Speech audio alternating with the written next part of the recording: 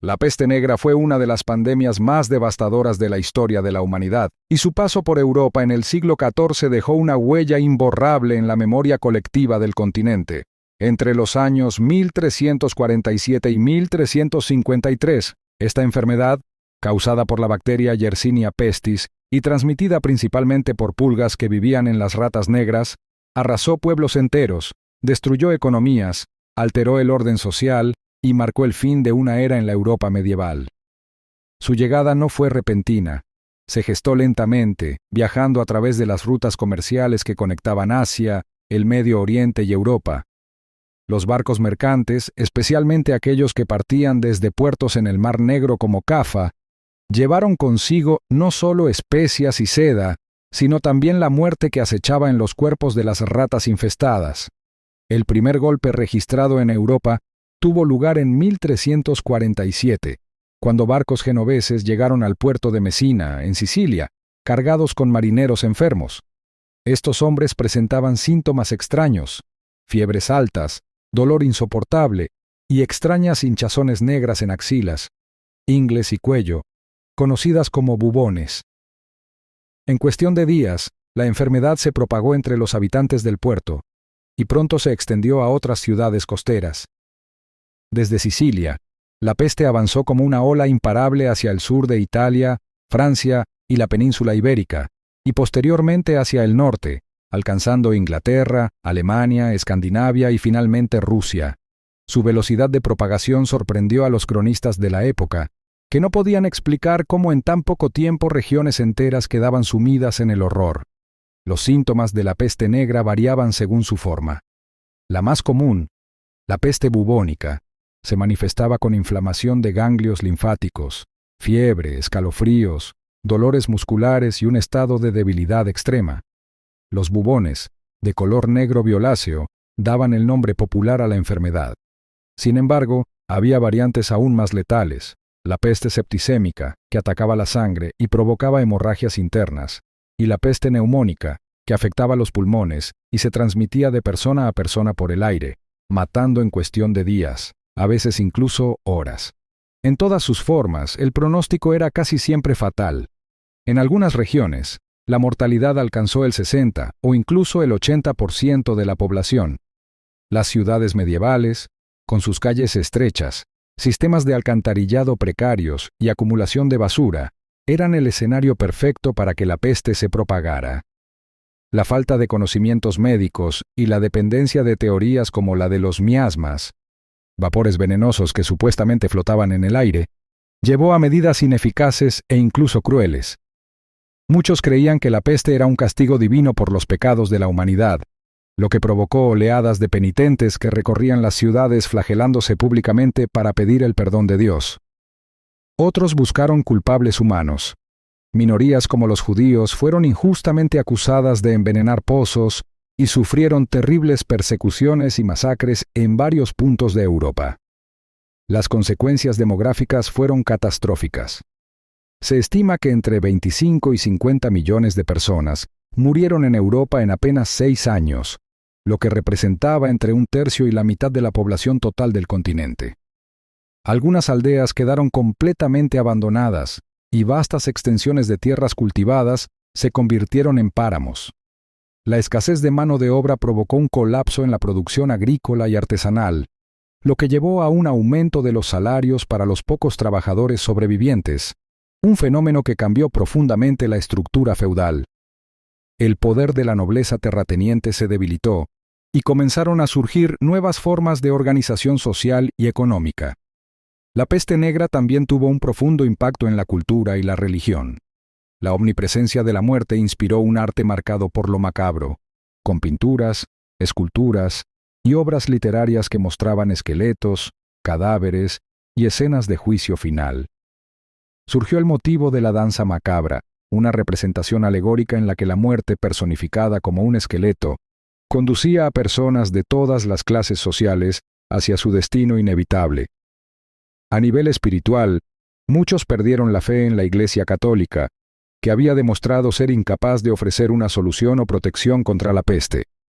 Esto, a la larga, fue uno de los factores que alimentó la desconfianza hacia las autoridades religiosas y pavimentó el camino para futuros movimientos de reforma. Aunque la gran oleada de la peste negra remitió hacia 1353, la enfermedad nunca desapareció por completo. Brotes menores siguieron azotando Europa en los siglos siguientes, como el devastador rebrote de Londres en 1665. Sin embargo, la pandemia del siglo XIV fue un antes y un después en la historia europea. La peste negra no fue solo un episodio sanitario, fue una crisis sistémica que puso en tensión todos los pilares de la sociedad medieval. Desde la llegada de los barcos a Sicilia, en 1347, hasta la disminución de la gran mortandad en los años siguientes, lo que ocurrió fue simultáneamente biológico, económico, cultural y político. Biológicamente, una población humana sin inmunidad frente a Yersinia pestis, la bacteria responsable, confirmada por análisis modernos de ADN antiguo, se encontró con un vector excepcionalmente eficiente en el contexto urbano y comercial medieval. Ratas negras que vivían en ámbitos humanos y pulgas que podían saltar a personas o a roedores domésticos. Esa interconexión entre biología y ecología humana, la convivencia estrecha con animales, la densidad en ciudades, la precariedad higiénica, convirtió a Europa en un escenario en el que una enfermedad zoonótica pudo transformarse en catástrofe humana. Pero la biología por sí sola no explica la magnitud del desastre. El impacto se amplificó por estructuras sanitarias, sociales y religiosas insuficientes para gestionar una crisis de escala continental. Desde el punto de vista demográfico y económico, las consecuencias fueron inmensas y en muchos sentidos divergentes. La pérdida masiva de población. Estimaciones sensatas sitúan entre 1/3 y la mitad de la población europea fallecida durante la primera oleada, creó una escasez de mano de obra que rompió las relaciones laborales medievales tradicionales. Con menos campesinos disponibles, los salarios subieron en muchas regiones. Los trabajos agrícolas y artesanales se volvieron más valiosos en términos relativos y, por tanto, difíciles de controlar por las élites terratenientes. Esto propició tensiones sociales. Los señores intentaron imponer medidas para mantener los salarios bajos y preservar la servidumbre, mientras que los trabajadores y arrendatarios gozaban de una nueva capacidad de negociación. A mediano plazo, esa redistribución relativa de poder económico contribuyó a erosionar aspectos de la servidumbre feudal y a acelerar cambios hacia modelos laborales más flexibles, condiciones que favorecieron el desarrollo de mercados de trabajo y, en última instancia, transformaciones capitalistas incipientes. Socialmente, la peste generó efectos contradictorios a corto y largo plazo. En el corto plazo, la experiencia de la muerte masiva produjo desorganización, miedo y pánico. Familias enteras desaparecían, los cementerios colapsaban y los servicios municipales, si es que existían, no daban abasto. En ese clima se intensificaron tanto los actos de solidaridad comunitaria como los episodios de violencia y scapegoating. Los judíos, minorías y forasteros fueron acusados, en muchos casos falsamente, de envenenar pozos o provocar la enfermedad. Esto provocó pogromos y expulsiones que añadieron una capa de violencia étnica y religiosa al desastre sanitario. Pero paralelamente, surgieron también nuevas formas de cooperación. Cofradías cristianas, asociaciones de caridad locales y redes familiares intentaron cubrir el vacío institucional.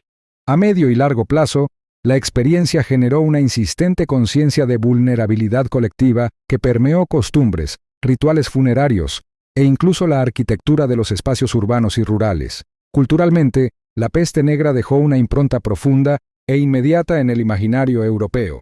La omnipresencia de la muerte se proyectó en las artes, la literatura y la liturgia. La iconografía del memento mori y la danza macabra proliferó, articulando una reflexión socializada sobre la fragilidad humana e igualando simbólicamente a príncipes y campesinos ante la muerte.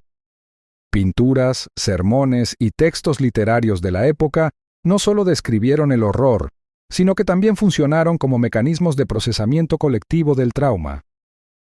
Asimismo, la pérdida de confianza en la capacidad de la Iglesia para proteger a la población, una institución que no pudo explicar ni detener la epidemia de manera satisfactoria, alimentó críticas, dudas y en el largo plazo, el caldo de cultivo para cuestionamientos religiosos y reformas posteriores. En materia de salud pública y medicina, La peste demostró la insuficiencia de la práctica médica medieval para enfrentar una pandemia. Los médicos de la época aplicaron teorías humoralistas y miasmáticas, vapores nocivos, tratamientos empíricos y técnicas como sangrías, emplastos, cuarentenas locales o expulsión de enfermos. Algunas medidas, como la cuarentena de barcos en puertos, el término cuarentena proviene de la práctica de aislar durante 40 días, resultaron útiles y se convirtieron en herramientas tempranas de contención. No obstante, la ausencia de conocimiento bacteriológico impidió intervenciones realmente efectivas. Curiosamente, la experiencia dejó una herencia institucional. Procedimientos rudimentarios de control de fronteras, aislamiento y registros sanitarios nacieron o se fortalecieron en respuesta.